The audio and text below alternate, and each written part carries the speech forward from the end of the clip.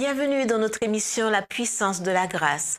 Le titre de la méditation est L'amour, signe de croissance. Et ce que je demande dans mes prières, c'est que votre amour augmente de plus en plus en connaissance et en pleine intelligence pour le discernement des choses meilleures. Philippiens 1, versets 9 et 10. Là où il y a la vie, il y a nécessairement croissance et fécondité. Si nous ne grandissons pas en grâce, notre vie spirituelle sera amoindrie, maladive et stérile. Ce n'est que lorsque nous croissons et portons du fruit que nous accomplissons la volonté de Dieu à notre égard. Si vous portez beaucoup de fruits, c'est ainsi que mon Père sera glorifié et que vous serez mes disciples. Jean 15, verset 8. Pour porter beaucoup de fruits, il faut faire valoir nos privilèges et saisir toutes les occasions qui nous sont offertes afin d'accroître notre force.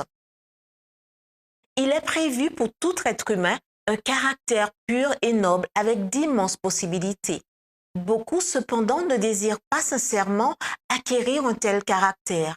Ils ne veulent pas se séparer du mal, ce qui leur permettrait d'obtenir le bien. Ils ne peuvent grandir. L'une des lois divines de la croissance est le service.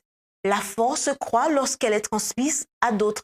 L'âme bienfaisante sera rassasiée et celui qui arrose sera lui-même arrosé. Proverbe 11, verset 25.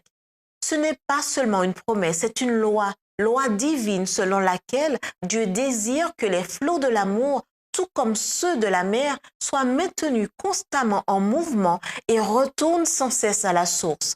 Le secret de la croissance spirituelle n'est rien d'autre que l'obéissance à cette loi. Si nous faisons attention à ce qu'aucune de nos paroles ou de nos actions ne déshonore celui qui nous fait confiance, si nous tirons parti de toutes les occasions qu'il nous offre, nous grandirons à la stature parfaite d'hommes et de femmes en Christ. Le Christ est-il révélé en nous?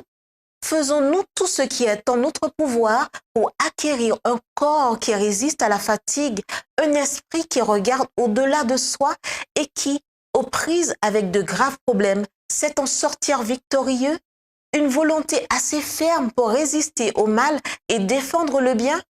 Crucifions-nous le moi?